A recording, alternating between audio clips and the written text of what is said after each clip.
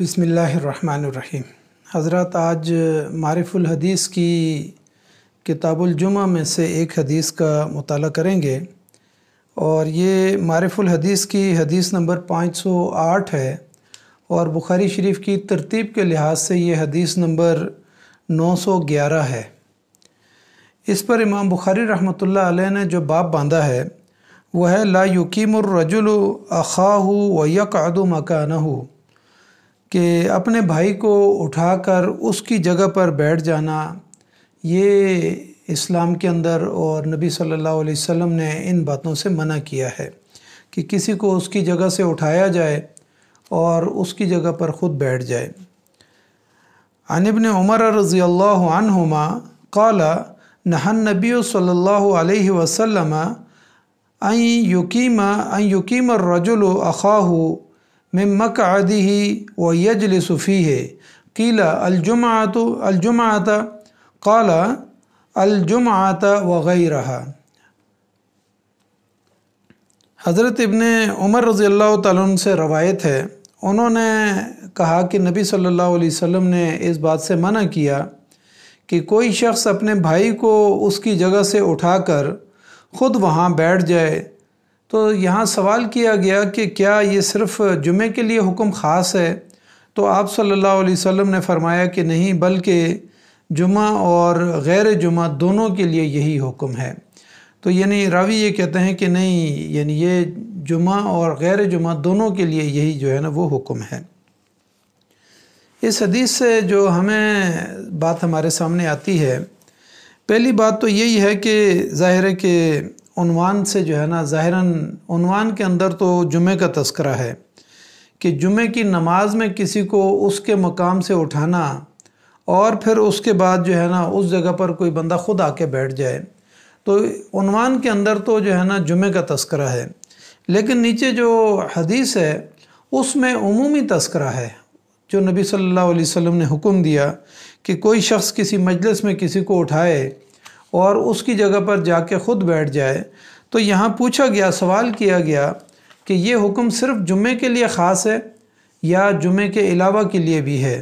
तो उस पर जो है ना फरमाया गया कि नहीं, ये जुमे के अलावा भी है। जुमे के अंदर भी ख़ास तौर पर कि नमाज में कोई एक आदमी कंधे फैलाएंगे और आगे चला जाए और आगे कोई कमज़ोर शख्स या किसी छोटे यानी बरादरी का शख्स कोई वहाँ बैठा हुआ हो या कोई गरीब आदमी वहाँ बैठा हुआ हो तो वो उसको उठा के पीछे कर दे, तो इस बात से मना किया गया है। अब ज़ाहिर है किसी को एक जगह से उठा के उसकी जगह पर ख़ुद बैठने की ज़ाहिर चंद वजूहात हो सकती हैं।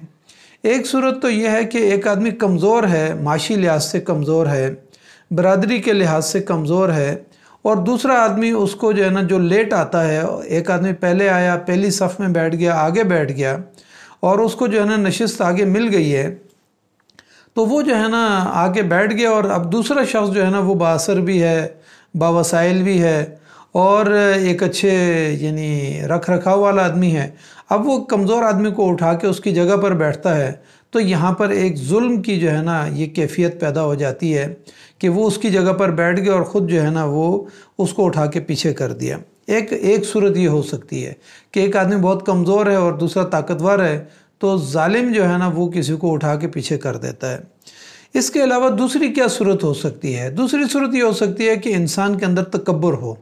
तफाखुर हो। अब ये तकब्बुर और तफाखुर जो है ये माल की वजह से भी हो सकता है, किसी ओहदे और स्टेटस की वजह से भी हो सकता है, किसी जो है ना यानी एक बड़ी बरादरी और ख़ानदान की वजह से भी हो सकता है, साहिब औलाद होने की वजह से भी हो सकता है। तो यानी ये जो चीज़ें हैं जिनकी वजह से इंसान के अंदर उमूमन माशरे के अंदर तफाखुर पैदा हो जाता है कि एक आदमी ओहदे और किसी बड़े स्टेटस वाला है, एक आदमी मालदार है, एक आदमी साहिब हैसियत है, एक आदमी बड़ी बरादरी वाला, बड़े ख़ानदान वाला है। तो ये जो 3-4 चीज़ें होती हैं ये माशरे में इंसानों के अंदर तफाखुर पैदा कर देती हैं। अब एक आदमी आके मस्जिद में बैठ गया है या फिर किसी मजलिस के अंदर, कोई भी मजलिस है, कोई इल्मी मजलिस है या कोई शादी ब्याह की मजलिस है या फिर कोई और मजलिस है, उसके अंदर एक आदमी आके पहले बैठ गया है, लेकिन दूसरा शख्स जिसके अंदर ये तफाखुर है, इन वजूहात की बुनियाद पर उसके अंदर तकब्बर पाया जाता है, تو وہ کسی شخص کو اگر اٹھا کے جو ہے نا پیچھے کرتا ہے اور خود جا کے ان کی جگہ پر بیٹھ جاتا ہے تو یہ بھی انتہائی معاشرے کے اندر نازیبہ حرکت اس کو تصور کیا جاتا ہے، اور اسلام بھی اس کو نازیبہ حرکت تصور کرتا ہے۔ اس کے نتیجے میں جو ہے نا انسانوں کے دلوں کے اندر نفرتیں پیدا ہو جاتی ہیں، اور بعض اوقات تو اگر فرض کے ایک شخص کسی کو اٹھایا جا رہا ہے اور وہ پہلے مجلس میں بیٹھا ہوا ہے، پہلی صف میں بیٹھا ہوا ہے، پہلی رو میں اور پہلی لائنوں میں بیٹھا ہوا ہے اور اچھی مقام پر بیٹھا ہوا ہے، اب پیچھے سے کوئی آدمی آ کے اس کو اٹھاتا ہے اور اس کو جو ہے نا اٹھا کے پیچھے کرتا ہے اور خود اس کی جگہ پر بیٹھنے کی کوشش کرتا ہے، تو اس کی صورت دو ہو سکتی ہیں۔ ایک صورت تو یہ ہے کہ وہ اگر یعنی منکسر المزاج ہے تو وہ اپنی جگہ سے اٹھ جائے گا اور پیچھے چلا جائے گا اور خاموش ہو جائے گا۔ لیکن دوسری صورت یہ بھی ہو سکتی ہے کہ ایک آدمی جس کو اٹھایا جا رہا ہے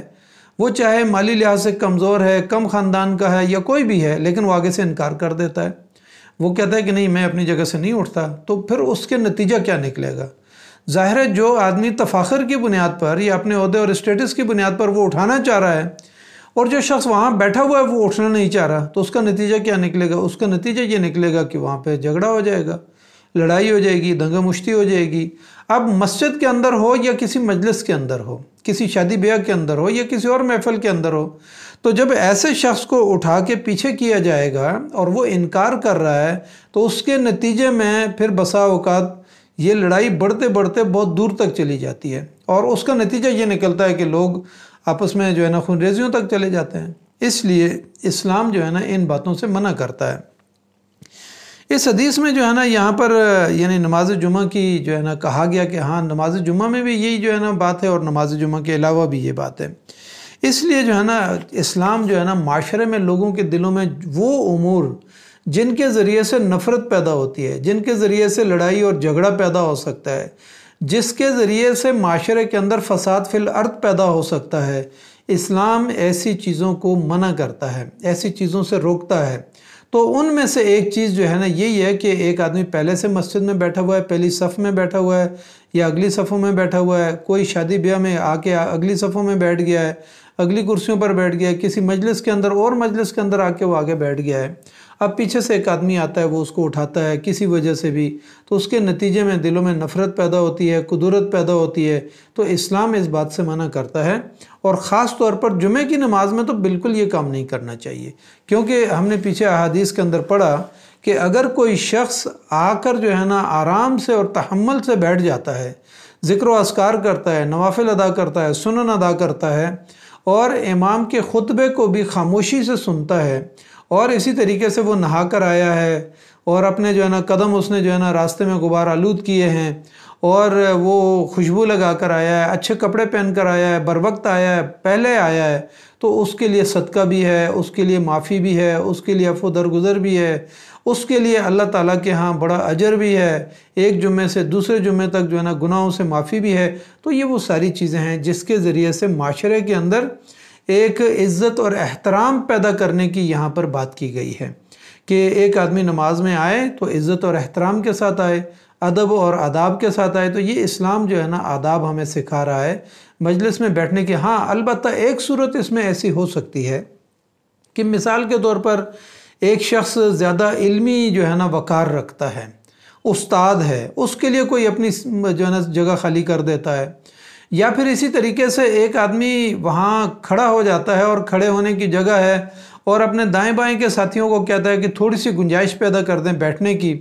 تو ایسی صورت تو ہو سکتی ہے کہ وہ درخواست کرتا ہے، گنجائش پیدا کی جاتی ہے، اور خود اسلام بھی کہتا ہے، قرآن بھی کہتا ہے کہ تفصحوا فی المجالس، کے مجالس کے اندر کشادگی پیدا کریں۔ تو ایسے موقع پہ تو وہ جائز ہے۔ اگر ایک آدمی خود اپنی خوشی سے خود پیچھے ہو جاتا ہے، دوسرے کو آگاہ کر دیتا ہے، عزت اور احترام دیتا ہے، استاد ہونے کی وجہ سے، علمی وقار کی وجہ سے، یا بزرگی کی وجہ سے، یا کسی وجہ سے بھی جو ہے نا وہ ان کو عزت اور احترام دیتا ہے اور خود پیچھے ہو جاتا ہے، جان بوجھ کے خود پیچھے ہو جاتا ہے، تو ایسا موقع پہ تو جائز ہے۔ لیکن کسی کو اپنی صف سے ہٹانا، کسی کو اپنے مقام سے گرانا اور اس کو حقیر سمجھ کے گرانا، یہ اسلام اس کی قطعاً اجازت نہیں دیتا۔ اس لیے ہمیں چاہیے کہ ہم ان چیزوں کا اپنی گرد و نواح میں، مجالس کے اندر اور عموماً جو ہے نا تعلقات کے اندر،